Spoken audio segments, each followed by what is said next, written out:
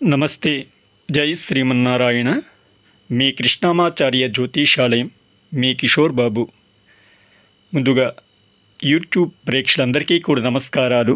మిత్రుడికి శుభాశీస్సులు. ఈరోజు మనం తెలుసుకోవాలి అని అనుకుంటున్నటువంటి అంశం ఏంటంటే, శిశు జననం, బిడ్డ జన్మించిన తరువాత ఏ నక్షత్రంలో జన్మించినట్లయితే ఎటువంటి దోషాలు ఉంటాయి, అది ఏ విధంగా పరిహారం అనేది చేయాలి అనే విషయాన్ని చూద్దాం. అంటే మనం కొన్ని సందర్భాల్లో వింటూ ఉంటాం, ఈ యొక్క ప్రేగులు అనేవి మెడకు చుట్టుకొని పుట్టారని, ఈ యొక్క నక్షత్రాల్లో జన్మించారని, లేదంటే తండ్రి సోదరుడి యొక్క నక్షత్రాల్లో జన్మించారని, వీళ్ళది ఏక నక్షత్రమని, ఇటువంటివి వింటూ ఉంటాం అన్నమాట. అయితే వర్జం దుర్ముహూర్తం, అమావాస్య, గ్రహణం, తల్లిదండ్రులు సోదర సోదరి యొక్క జన్మ నక్షత్రంలో శిశు జన్మించినట్లయితే తప్పకుండా శాంతి అనేది జరిపించాలన్నమాట. అయితే ఈ యొక్క గ్రహాలకి దానం చేయాలి, అలాగే హోమాలు జరిపించుట మంచిది. వీలున్నంత వరకు రుద్రాభిషేకాలు, బంగారం అనేది దానం ఇవ్వటం, దీనివలన ఆ యొక్క నక్షత్రం జన్మించినటువంటి దోషం శాంతించి ఆయురారోగ్యాలు, సుఖక్షేమ లాభాలు అనేవి చేకూరుతాయి అన్నమాట. అయితే ఇప్పుడు మనకి 18 శాంతి నక్షత్రాలు ఉన్నాయి. ఆ యొక్క 18 నక్షత్రాలు బిడ్డ శిశువు జన్మించినట్లయితే శాంతి తప్పకుండా జరిపించాలన్నమాట. ఆ యొక్క నక్షత్రాలని ఒకసారి చూద్దాం మనం.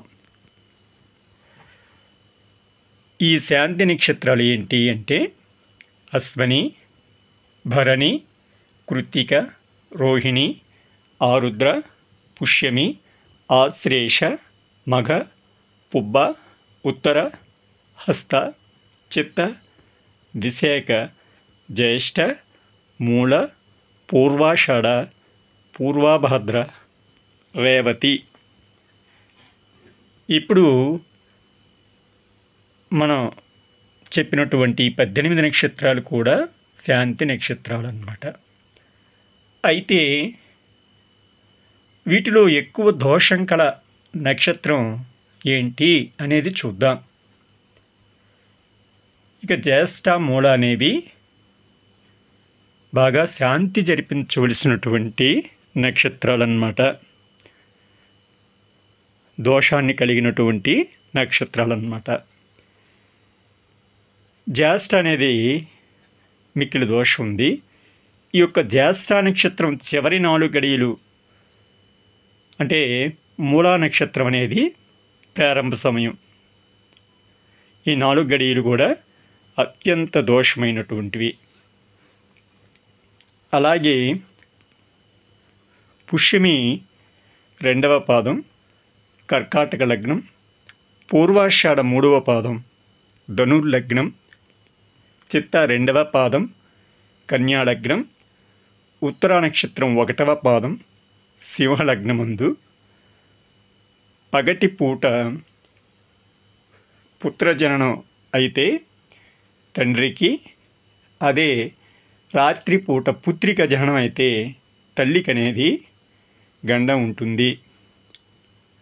అలాగే ఈ యొక్క బహుళ చతుర్దశి, అమావాస్య, సంధ్యాకాలం, గ్రహణాలు సంభవిస్తున్నటువంటి సమయం, దుర్ముహూర్తం, వర్జాలు,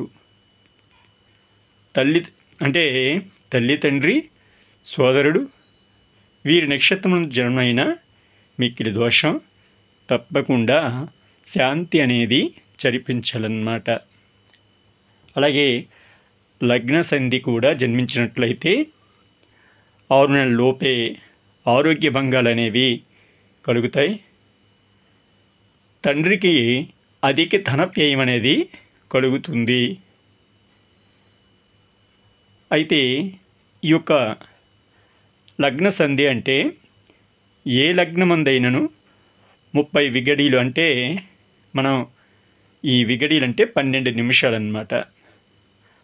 ఆది అందును అంత్యమందును కూడా జన్మించిన దాన్ని లగ్న సంధి అంటారు.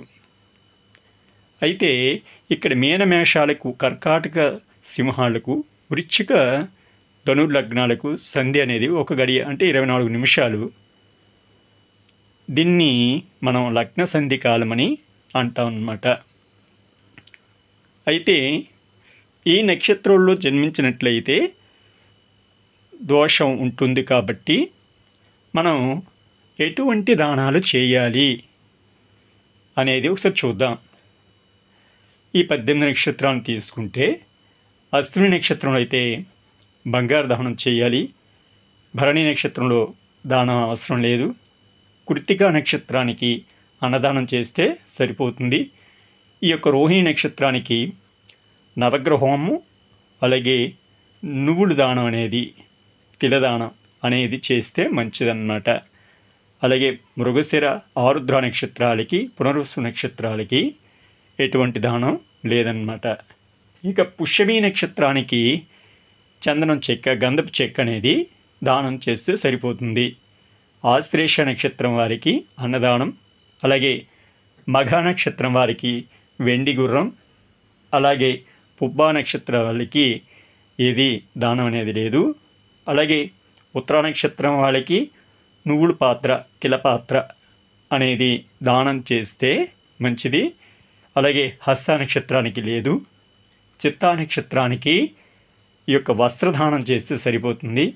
స్వాతి నక్షత్రం వారికి దానం లేదు. అలాగే విశాఖ నక్షత్రం వారికి అన్నదానం చేస్తే సరిపోతుంది. అలాగే అనురాధ నక్షత్రం వారికి లేదు. జ్యేష్ఠ నక్షత్రం వాళ్ళైతే తప్పకుండా గోదానం చేస్తే మంచిది. ఇక మూలా నక్షత్రం వారికి ఎనుబోత్ అనేది దానం చేయాలి.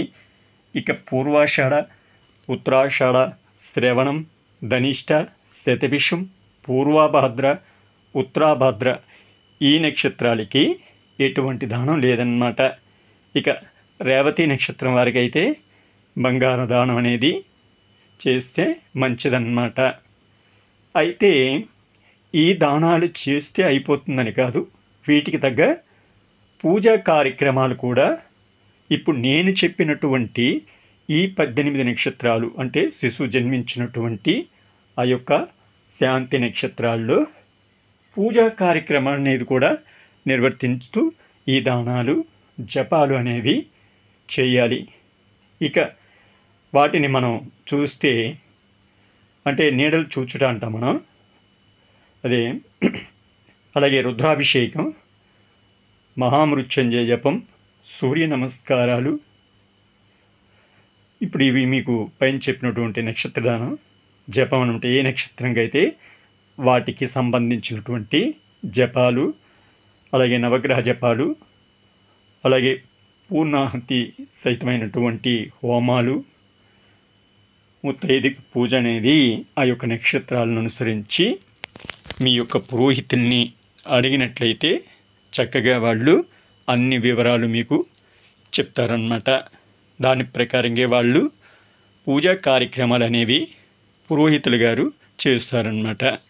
మీకు ఎటువంటి సందేహం ఉన్నా తప్పకుండా మీరు కామెంట్లో తెలియచేయండి. తప్పకుండా మీ యొక్క సందేహాన్ని నివృత్తి చేస్తుంది మన ఈ కృష్ణమాచార్య జ్యోతిషాలయం. అలాగే మీ మిత్రులు, బంధువులకు కూడా మన ఈ వీడియోని షేర్ చేయండి, సబ్స్క్రైబ్ చేసే విధంగా వాళ్ళకి తెలియచేయండి. లోకా సమస్త సుఖినో భవంతు. ఓం శాంతి శాంతి శాంతి. నమస్తే, మీ కిషోర్ బాబు.